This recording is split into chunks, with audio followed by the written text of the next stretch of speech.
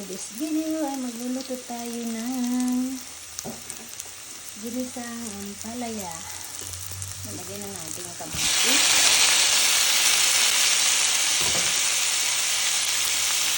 Halo-halo yan. Ganyan na natin siya. Saka natin ilagay yung ampalaya.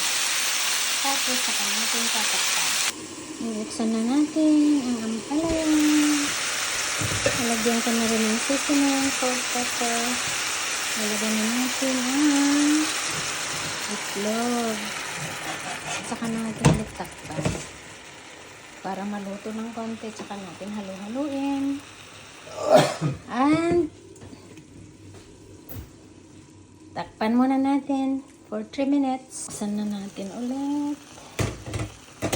Saka natin halu-haluin. Ayan, naluto na yung nasa ilalim. Kaya yung nasa ibabaw naman ang lulutuin natin. Kayami. Sana magustuhan ninyo. Thank you very much for watching. At naluto na ang ating ampalaya ginisa. Salamat sa inyong suporta. Sa aking mga talasenders, salamat sa inyo. Walang sawang pagsusuporta sa aking niluluto. Tangkilikin ang ating sariling wika. Let's go and grow!